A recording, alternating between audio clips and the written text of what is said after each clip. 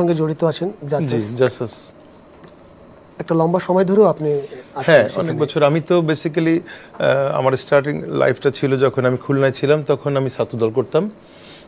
I was the student of BL college, তখন ছাত্রদলে ছিলাম। ওখান থেকে যখন আমি ইন্টার শেষ করে জগন্নাথ, তখন তো জগন্নাথ ইউনিভার্সিটি না, তখন ইউনিভার্সিটি কলেজ ছিল। হ্যাঁ, তখন ম্যাডাম তো পরে এসে ওটাকে ইউনিভার্সিটি হিসেবে ডিক্লেয়ার দিলেন, খালেদা জিয়া। তখন তো আমি ছিলাম ওখানেই। তো ওখান থেকে তখন যুবদলের রাজনীতি শুরু করলাম।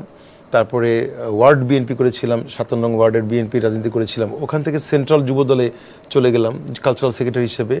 এই সেন্ট্রালে যাওয়া মানে আর কখনো ব্যাক করতে হয়নি। ওখান থেকে সেন্ট্রাল জাসাসে চলে আসলাম অ্যাজ এ ভাইস প্রেসিডেন্ট হিসেবে।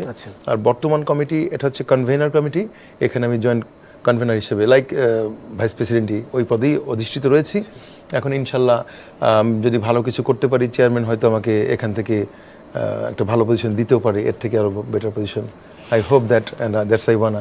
নাসির ভাই, সরকার মানে বিএনপি হোক বা অন্য যে কোনো সরকার কে আসবে আমরা এখনো জানি না, কিন্তু এখন আমরা বুক ভরে শ্বাস নিতে পারছি, ইনশাআল্লাহ আমরা কথা বলতে পারছি, এইটুকু তো নিশ্চিত।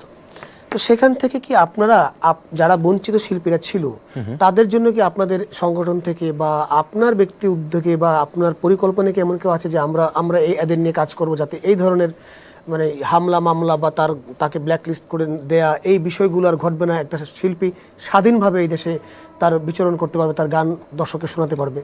অবশ্যই। আমি কিন্তু একটু আগেও বলেছি, একজন শিল্পী দেশের সব মানুষের। একটা শিল্পীর কোনো দল বা ডিভাইডেড করা ঠিক না। আমি কখনো এই জিনিসটাকে আমি মনে করি একটা ব্যাড প্র্যাকটিস, যেটা এরা করে গেছে। এর আগে কোনো সরকার করেছে আমি দেখিনি। আপনি দেখেছেন? আমার মনে পড়ে না। হ্যাঁ, তো তাহলে আমার সঙ্গে একমত হতেই হবে।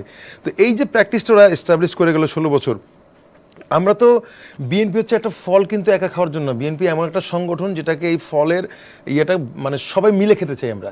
তো যেহেতু একটা মানে অতি কষ্টের ফসল, একটা এই ফসলটাকে সবাইকে মিলেমিশে খেতে চাই আমরা কোনোদিন ওই প্র্যাকটিসে যাব না। আওয়ামী লীগ শিল্পী যদি সে ভালো গান গায়, সে তার যোগ্যতা নিয়ে আসতে পারে, অবশ্যই সে তার মতন গান করবে, আমরা কোনোদিন বাধা দিব না। আর যারা বললাম, যারা ভুয়া আর্টিস্ট, আওয়ামী লীগের মানে সিল পিঠে লাগিয়ে দিয়ে যারা বিশ্ব ঘুরে বেরিয়েছেন, সারা দেশে দাপটের সহিত স্টেজে গান গেয়েছেন, আমাদের দেখেছি এগুলি ওনারা নিজেরাই ধরা পড়ে যাবেন। যখন লাইভে গান গাইতে আসবেন চ্যানেলে, যখন আমাকে অনেক চ্যানেল, 2-1টা চ্যানেল বলেছে অলরেডি যে ভাইয়া আপনারা যখন লাইভ গান করেন, আপনাদের গান এখনও গাইলে মনে হয়, শুনলে মনে হয় যে একদম গাচ্ছে না। অনেকে তো মেশিন নিয়ে এসে গান গাচ্ছে, তো ওইটার এর মধ্যে পার্থক্য আছে। তো তারা মেশিন নিয়ে বিদেশে গান গেয়ে আসতেছে, কিন্তু যখনই তারা এরকম আমাদের মতো র ভয়েসে গান গাইবে, তখন কিন্তু রিয়েলিটির ধরা পড়ে যাবে। তো সুতরাং এমনি তারা কিক আউট হয়ে যাবে নিজে, আমাদেরকে কিচ্ছু করা লাগবে না তাদের। এই মুহূর্তে আপনি কি নিয়ে ব্যস্ত আছেন? এই মুহূর্তে ব্যস্ত দলের জন্য, প্লাস আমার তো 2টো চ্যানেল আছে, একটা সিঙ্গার নাসির আর একটা নাসির, 2টা আমার ইউটিউব চ্যানেল রয়েছে, যেখানে আমি তো এই 16 বছর বেঁচেছিলাম এই চ্যানেলের মাধ্যমে আমার গানগুলো বিকশিত করে গিয়েছিলাম, যে অ্যাটলিস্ট আমি তো আমার জায়গায় আমি কাজ করে যাচ্ছি, এটুকু সান্ত্বনা ছিল মনে। তো সেটা কাজ একটু আগের থেকে একটু ব্যস্ততা বেড়ে যাবে, এটাই স্বাভাবিক না ভাই? হ্যাঁ, তো এখন যেমন আপনারাও ডাকাটাকে শুরু করেন, যেমন আপনি জানেন আমি আজকেই আপনার এখানে আসার আগে আমি এসএ টিভিতে একটা করে এসেছি, এসে আপনার গাড়ি আমাকে নিয়ে এসেছি, আমি আবার এটা করে আজকে এরকম সপ্তাহে 2-3টা হয়তো থাকছেই, যেখানে আমি বছরে মাসে একটা পাইনি, বছরে 2-3টা হয়তো পেয়েছি, সেখানে আমি সপ্তাহে পাচ্ছি। তাই এটা ন্যাচারাল থিংস, এটাই স্বাভাবিক। তো ব্যস্ততা একটু বাড়ছে, কাজের প্রেশারও বেশি। আমি সম্প্রতি শীতের আগে আমি আরও 10-12টি গান মিউজিক ভিডিও করতে চলে যাব। ইভেন এছাড়া আমার দলের গান চলছে, যেটা আসছে বাংলাদেশের প্রাণ নেতা তারই সন্তান মহান তারেক রহমান, সুপার একটি গান। এটার কাজ প্রায় শেষ দিকে, মিউজিক ভিডিও করব, এটাও ছাড়বো। প্লাস উনি আসবেন, যে নেতা যে আসবেন, শুভেচ্ছা স্বাগতম নিয়ে একটা গান করছি, এটা কাজ চলছে, হয়তো সময় নেবে, কারণ ওনার আশাটা সম্ভবত এই বছর হবে কিনা জানি না। উনি যে কোনো সময় আসবেন, বাট আমাকে তো গানটা রেডি করে রাখতে হবে।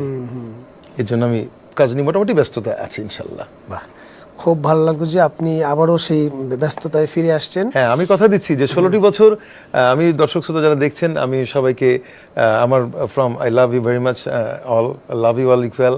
অ্যান্ড আমি একটা কথা বলতে চাই আমার from bottom of my heart, আমার মন থেকে, যে 16টি বছর কর গুনে গুনে আমি যেমন বলবো যে আপনাদেরকে আমি মিস করেছি, আপনারাও বলবেন যে নাসির ভাইয়ের গান এতদিন আমরা মিস করেছি। আমি কথা দিয়ে গেলাম আজকে দীপ্ত টিভিতে, ইনশাল্লাহ সব চ্যানেলই ডাকা শুরু করেছেন, সব চ্যানেলেই ইনশাল্লাহ যাব। আমার মধ্যে কোনো অহংকার নেই, যে চ্যানেল আমাকে ডাকবে আপনাদের জন্য বাকি 16 বছরের যে অপূর্ণতা আগামী 16 বছর হয়তো 16 বছর লাগবে না, আগামী 10 বছরে সেই অপূর্ণতাকে আমি পূর্ণতায় পরিপূর্ণ করবো ইনশাআল্লাহ। বাহ, খুব ভালো, খুব ভালো। আমরা এরকম আশাবাদী হতে চাই এবং আমরা আমাদের কোনো শিল্পীকে হারাতে চাই না। আমরা চাই তারা আমাদের মাঝে থাকুক, আমাদের গান শোনাক, আমাদের আনন্দ দিক, কারণ শিল্পী কোনো জাতপাত হয় না, না, শিল্পী এটা আমরা মনে করি। শিল্পী সত্তা শিল্পী, এছাড়া কোনো সম্পর্ক হয় না। সেটাই।